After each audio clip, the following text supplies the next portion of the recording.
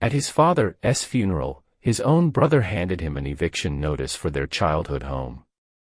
The crisp, white envelope felt alien in Liam's hand, a cold intrusion against the backdrop of hushed condolences and the cloying scent of lilies.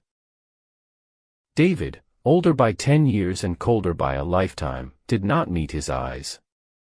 "The lawyer said it's cleaner this way," he muttered, his voice a low rumble of efficiency. "The will is clear. The house is mine.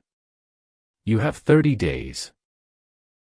Liam stared at the paper, the legal jargon swimming before his eyes. It was not just a house, it was the worn patch on the stairs where they dropped a toy train, the height chart penciled on the kitchen doorframe, the faint smell of his father's pipe tobacco that clung to the curtains. He looked from the heartless document to his brother's face, searching for a flicker of shared grief, of shared history. He found only the impassive gaze of a businessman closing a deal. His first instinct was to scream, to tear the paper to shreds and throw it back in David's face. Instead, a choked whisper escaped his lips. "Why?" David finally looked at him, a muscle twitching in his jaw. "Because Dad knew I'd take care of it. He knew I would not let it fall into disrepair. He wanted it protected." The words were a slap, implying Liam was a liability, a threat to their father's legacy. That night, sitting in his father's favorite armchair, Liam made his choice. He would not fight. Fighting meant lawyers, accusations, and turning their family's memory into a public spectacle. If this was his father's final wish, however cruel it seemed, he would honor it. He would leave. He began packing a single box of sentimental items, his father's worn gardening gloves, a framed photo of them as boys, a tarnished silver locket. As he reached for a small, leather-bound journal on the nightstand, David appeared in the doorway. "What are you doing?" he asked, his voice sharp. "Just a few of Dad's things," Liam stammered. David walked over and took the journal from his hand. "No. The will states the house and its contents are mine. You will leave with your clothes and nothing else." The 30 days passed in a blur of numb disbelief. Liam moved onto a friend's couch, the box of his father's things, which he managed to sneak out under a pile of clothes, tucked safely under the bed. Every attempt to build a new foundation felt like trying to build on quicksand. Job interviews were disastrous, his grief was a heavy cloak he could not take off, and his answers were hollow and distracted. His friends were kind, but their pity was a constant reminder of how much he had lost. He felt like a ghost haunting the edges of other people's lives.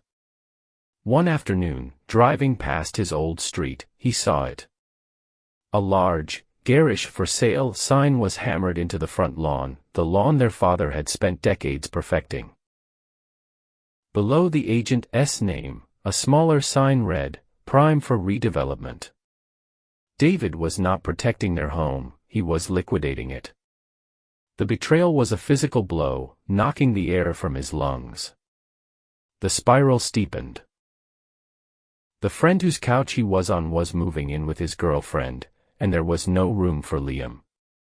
With his savings dwindling, he moved into his car, a cramped, cold prison that smelled of stale coffee and despair. He'd park at the end of his old street at night, watching the darkened windows of the house, a monument to a life that was no longer his. He was at his lowest point, a man with no family, no home, no future. One morning, he woke to the sharp tap of a police officer on his window. Sleeping in his car was a violation of a local ordinance. As his car was being hitched to a tow truck, the officer handed him a ticket.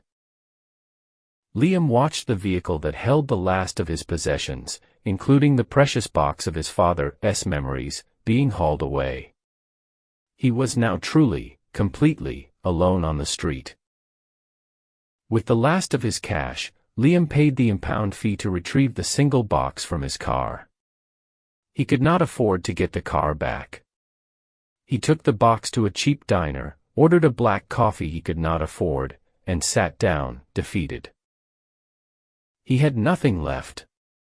He opened the box, his fingers tracing the cracked leather of his father's gardening journal. He was not sure why he saved it, but it was the only piece of his father he had left.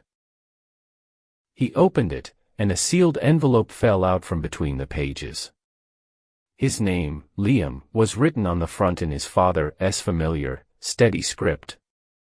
With trembling hands, he tore it open. The letter was not about grief or goodbyes. It was a confession and a plan. "My dear Liam," it began, "if you are reading this, then David has done what I feared. Forgive me for this deception. I knew your brother's heart was ruled by greed, not love. The house was his test, and I knew he would fail it. He will seize the walls, but he will miss the foundation. Your inheritance, the true legacy of our family, is not in that house. It is buried where our story began, beneath the roots of the old oak we planted together. It is waiting for you." Hope, fierce and blinding, surged through Liam for the first time in months. He had a purpose. That night, under the cover of darkness, he slipped over the back fence of his old home. The garden was already overgrown, neglected. He found the old oak and began to dig with his bare hands, the soil cool and familiar. His fingers soon struck something hard, a small, metal lockbox. As he pulled it from the earth, the yard was flooded with blinding light. "Looking for something?" David's voice dripped with triumph from the back porch. He held a phone to his ear. "Yes, officer. The vagrant I mentioned is back. He's on my property, trying to dig up the yard." Liam stared, the lockbox in his hands, as his brother smiled a predator's smile. He had not found a treasure, he walked right into the final, perfect trap. Sitting in the back of the police car, the cold metal of the handcuffs biting into his wrists, Liam felt a strange sense of calm. It was over. He had lost everything. David had won. The officer had let him keep the lockbox, assuming it was his personal property. He turned it over in his hands. It was old and rusted, with a simple lock. Then he saw it. Scratched into the bottom, almost invisible under the dirt, was a small inscription, P.O. Box 482. It was not a clue to what was inside the box. The box was the clue. His father had not buried a treasure, he had buried a message, a decoy designed for David's predictable greed. The old man had known his oldest son would be watching, waiting. The real inheritance was somewhere else entirely. Using his one phone call, Liam did not call a lawyer. He called Mr. Abernathy, his father's old friend and attorney, a man he had not thought to contact in his grief. He explained the box, the inscription, the P.O. box number. There was a long pause on the other end of the line, followed by a soft chuckle.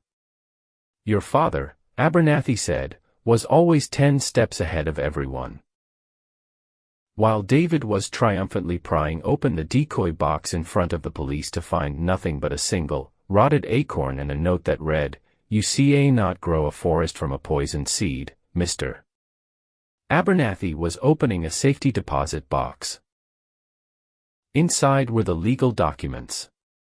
His father had sold off small, profitable assets years ago, creating a substantial trust fund. He had also purchased a beautiful, 5-acre plot of fertile land in the next county over.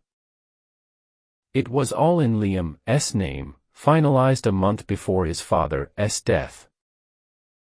The will David had executed was real, but it was for an almost worthless prize, The house itself was mortgaged to the hilt, a financial liability his father knew David would be too arrogant to investigate before seizing. David's victory was a mountain of debt. Liam was released, the charges dropped. Months later, he stood on his own land, the rich soil crumbling in his hands.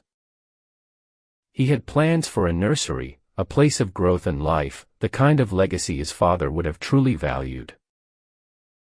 He looked out over the rolling green fields and finally understood that a home is not a building you re-given, it's a garden you have the courage to grow yourself.